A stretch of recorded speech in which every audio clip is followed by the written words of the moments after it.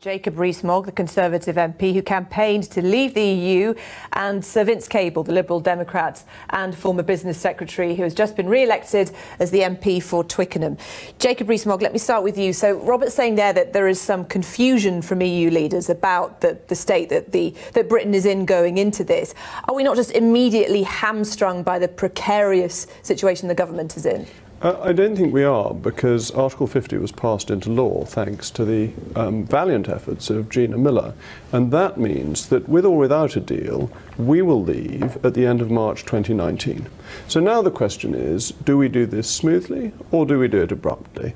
And there is the beginning of the negotiation.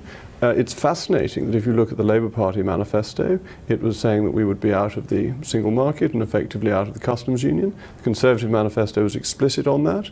The combined vote of the two was over 80%. So the position of the British people hasn't changed since the 23rd of June last year. Vince Cable, the position of the British people hasn't changed. Well, it has changed because we had an election and the centre of gravity has moved, and it's very clear there is no longer any support in Parliament, and I would suspect in large areas of the Cabinet, for rejecting a deal altogether. I mean, that option that Theresa May was keen on, I think, is now very much off the table. The three big issues they're talking about at the moment, you know, the issue of money, citizenship and the Irish border, these are very tricky and complex issues, but they're a compared with the much bigger question about whether we stay in the customs union or leave, whether we stay in the single market or leave, and what the single market means. And these are the big things that affect the economy. The government is clearly divided on those issues. There's a different makeup in Parliament, and the government's going to find it very, very difficult to push through the more extreme form of Brexit, which initially they favoured.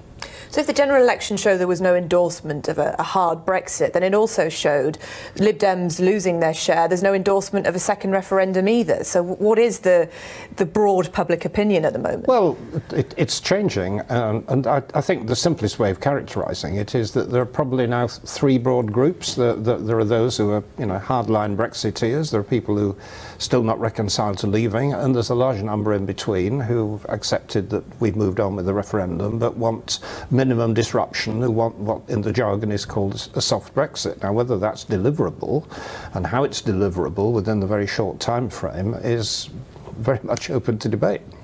Jacob Rees-Mogg, how do you respond to the idea that there was, now this is more in the hands of Parliament, but there were no cross-party talks before David Davis went to Brussels? Was this premature? No, of course not. We have to get on with the government of the country. We have a separation between our executive and legislative branches. That's a very long-standing nature. The executive gets on with the details of negotiation and is held to account by Parliament. That's how it's always happened. And our Prime Minister is the person who commands a majority in the House of Commons. And as long as Mrs May continues to do that, she is the Prime Minister, she has the authority to negotiate, she has the confidence of Parliament.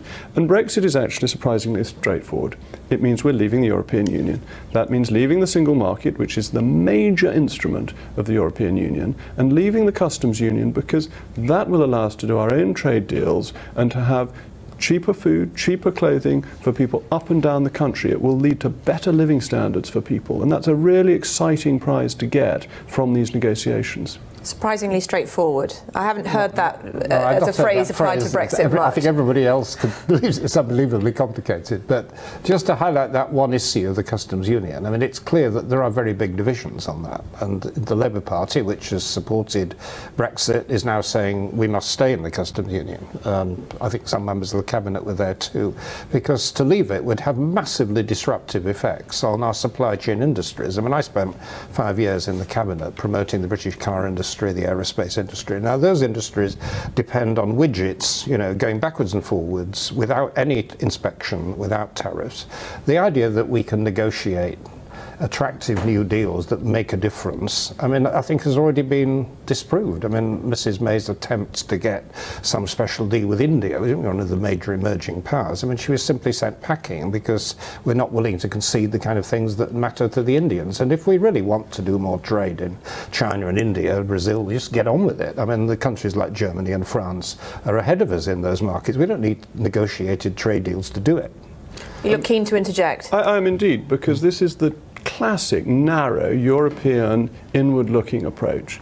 Our supply chains include countries from around the world. We import from all over the world, and we export more to the rest of the world than to the EU. So we have supply chains already with America and with India and with China, and we manage that through our borders with incredible efficiency. Things coming through the port at Southampton speed through with all the customs declarations done before the items are landed, and the final approval is given as they're in the crane going off the ship onto land. This is all in place for other countries. We can do the same with the EU. Leaving the customs union is simple.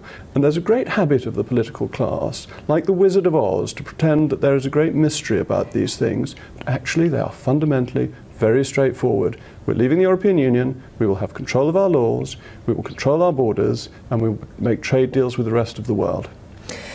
The EU don't want to make this easy for Britain. They want to set an example so that others don't follow suit. When you couple that with the weaker position that we have going into this, what's your prediction for how all this is going to pan out? Is this going to be a complete unmitigated disaster? Well, if I was wanting to be a doom monger, I would say the potential for disaster is actually quite large. But there is another option. I mean, I think one of the things that's opened up in the last few days is the European Union says, if you want to drop all this Article 50 stuff, you know, and just go back to where we were, there isn't a problem.